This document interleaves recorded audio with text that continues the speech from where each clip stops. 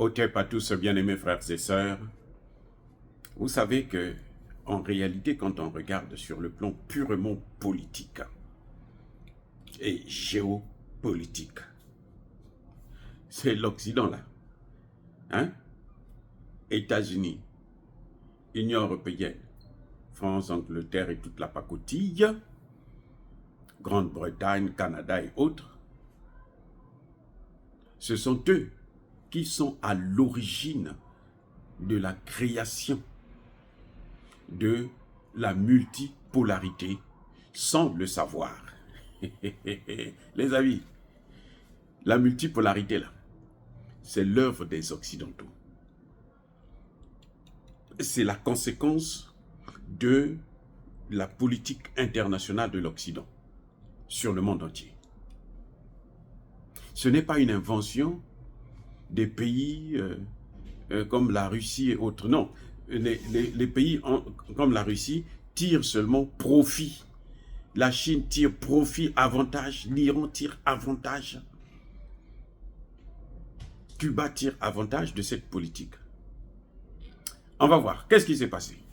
En fait, si vous regardez très bien, la multipolarité est l'enfant du multipartisme.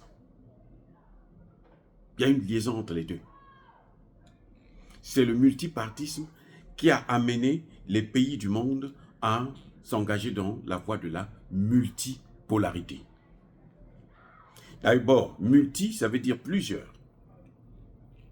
Multipartisme, c'est-à-dire qu'on ne veut plus d'un pays où il n'y a qu'un seul parti.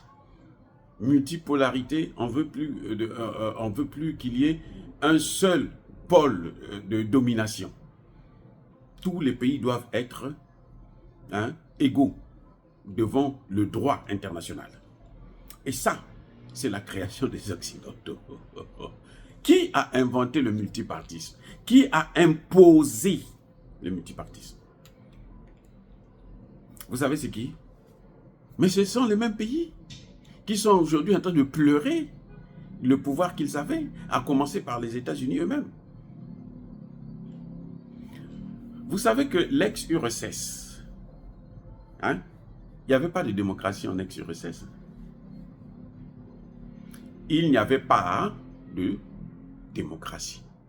Il y avait seulement un pouvoir unique, des moyens de transition qui, en général, se passaient à la fin ou à la mort du président. Ce n'était pas comme on le voit, c'est à peu près comme au Vatican. Quand vous avez le pouvoir, vous restez à vie. Sauf si vous-même vous démissionnez. Ce qui sont des cas très très rares.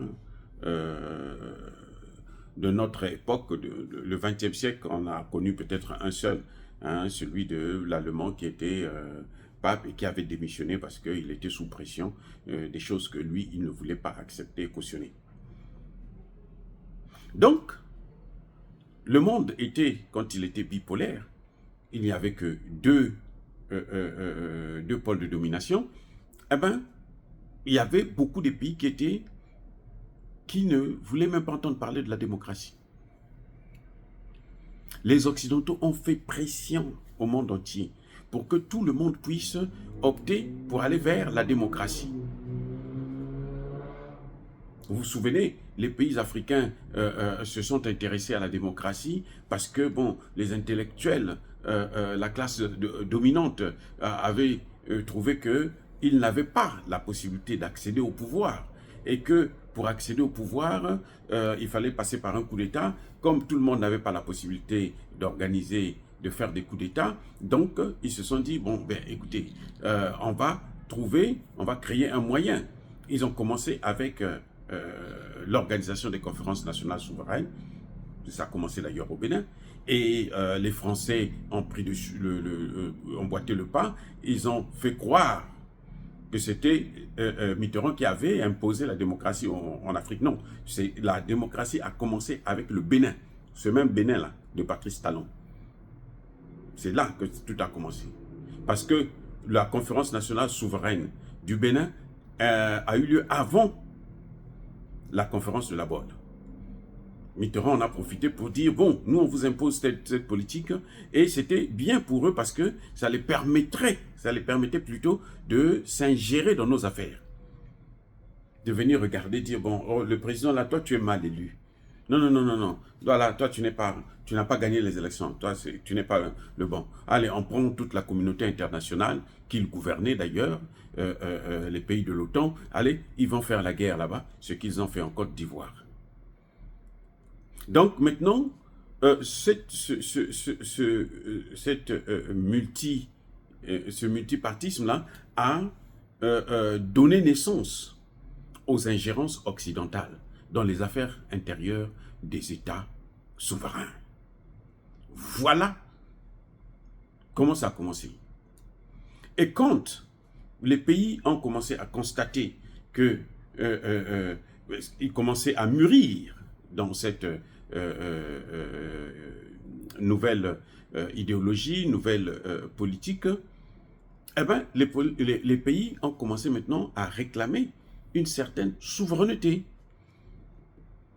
En se disant que, bon, nous sommes des États souverains, c'est d'ailleurs ce que dit la Constitution, donc je ne vois pas pourquoi vous allez venir vous ingérer dans nos affaires.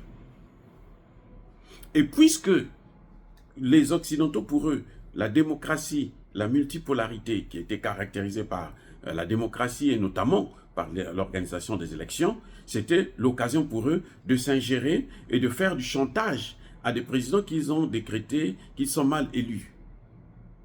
Donc ils font du chantage, ainsi de suite. Alors tout le monde a commencé à parler de la souveraineté. On a commencé à penser, mais pourquoi eux, ils doivent venir s'ingérer dans nos affaires alors que nous, on ne s'ingère pas dans leurs affaires?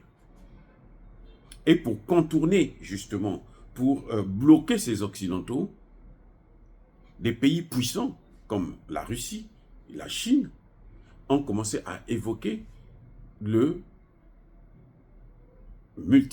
la multipolarité. Eh oui, c'est la souveraineté qui a mené les pays vers la multipolarité, en se disant que, mais attendez, nous on ne s'occupe pas de vos problèmes, pourquoi vous allez tout le temps venir vous occuper de nos problèmes? Vous nous avez imposé la démocratie. Maintenant que nous organisons tous des élections, vous venez maintenant contrôler encore nos pays. Donc vous croyez que vous êtes supérieur à nous. Vous avez le droit de venir violer notre souveraineté. Non, vous et nous sommes pareils. Parce que la multipolarité, c'est ça. C'est que c'est un peu une forme de multipartisme au niveau des États. Nous sommes tous des États. Nous devrons tous faire la compétition.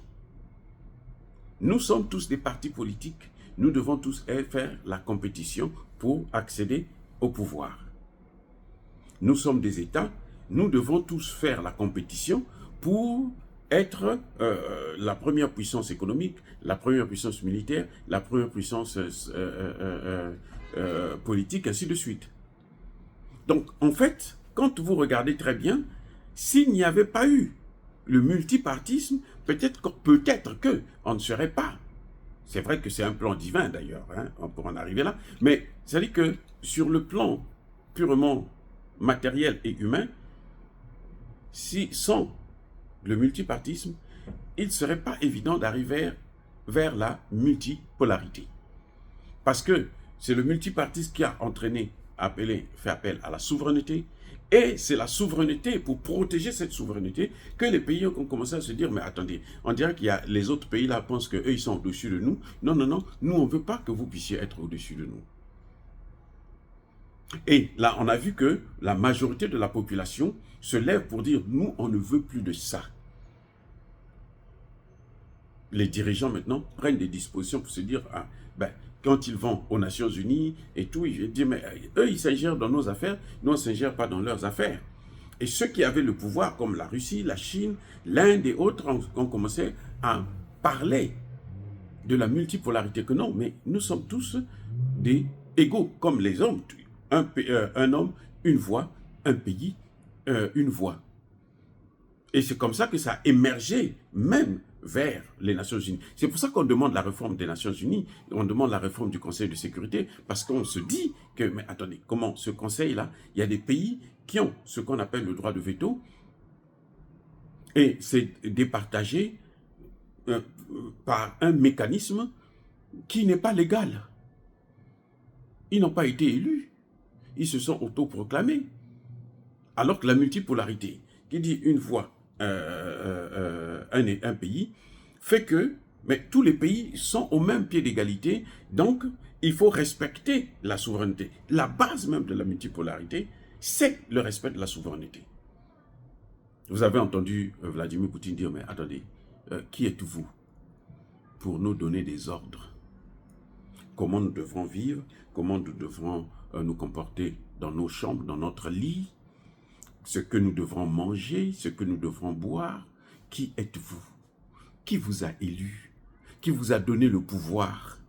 Eh oui, d'où vient ce pouvoir que vous aviez pour venir nous imposer, nous donner des ordres? Qui êtes-vous pour prendre des sanctions contre des pays pour des raisons que vous seuls connaissez? Parfois même pour des bêtises que vous avez commises. Vous nous imposez l'obligation de respecter ces sanctions. Vous punissez les pays comme vous voulez. Vous croyez que vous êtes au-dessus des autres. Non, nous sommes tous des États souverains. Donc nous sommes tous égaux. Ce qui revient à dire que nous avons le même pouvoir. Donc arrêtez de nous donner des ordres. Et nous aussi, on va pas vous donner des ordres. Parce que nous sommes égaux. Donc, vous voyez, en quelque sorte, c'est une erreur géostratégique, géopolitique de l'Occident qui a amené le monde vers la multipolarité. C'est donc la conséquence de leur propre politique.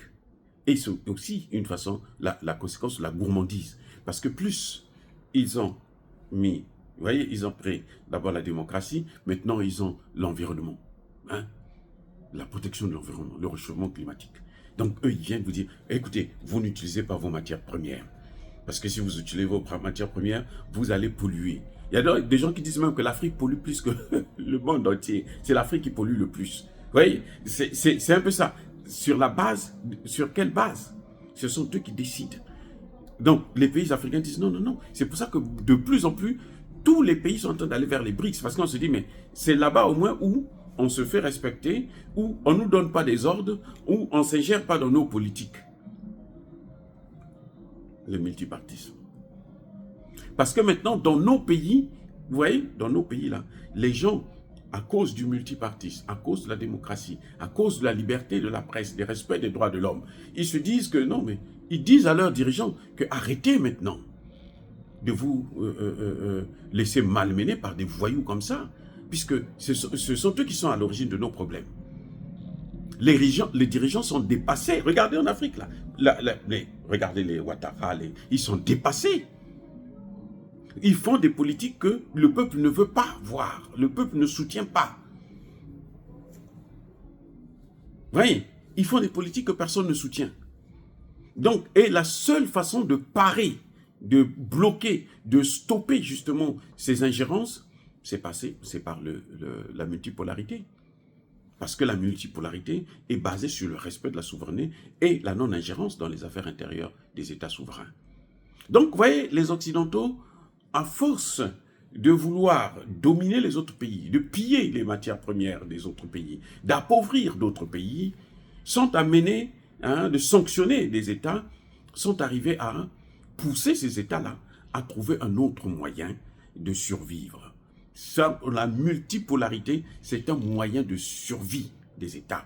Parce que si vous voulez vivre, vous devrez aller vers la multipolarité. Vous voyez, Cuba aujourd'hui peut lever la tête. L'Iran aujourd'hui peut lever la tête. Parce qu'ils ont été victimes des sanctions injustes, illégitimes. C'est ce que les BRICS ont dit dans leur déclaration. Ce sont des sanctions illégitimes. Des sanctions contre Cuba, des sanctions contre l'Iran, contre la Russie, ainsi de suite. Contre la Chine, l'Inde et autres. Vous voyez? Et maintenant, ce sont les mêmes qui veulent freiner la multipolarité. Vous ne pouvez pas freiner ça parce que c'est vous qui l'avez créé. Vous ne pouvez pas freiner ça. Et vous avez sorti ça déjà, c'est trop tard. Les gens ont pris goût de la démocratie qui entraîne la souveraineté, de la souveraineté qui nous pousse pour protéger cette souveraineté, à aller vers la multipolarité. Donc vous ne pouvez pas, c'est impossible. Vos propres erreurs, votre propre politique, vous en trompez, vous amenez à être aujourd'hui l'esclave d'un monde que vous avez dominé depuis très longtemps. Dire cela, c'est inciter à la haine ou à la violence. Non, Yaba Kolervé, Yaba Lembe. Encore une fois de plus, soyez bénis, soyez abondamment bénis par le Dieu des Kémites et par nos ancêtres angélisés. Mais que tous ceux qui persécutent le continent africain le pillent et le déstabilisent, qu'ils soient noirs, blancs, chinois, arabes, juifs, indiens, qui qu'ils soient punis, maudits, foudroyés, neutralisés, écrasés, effacés par le Dieu des Kémites et par nos ancêtres angélisés. Vive l'Afrique éternelle, j'ai dit et j'assume.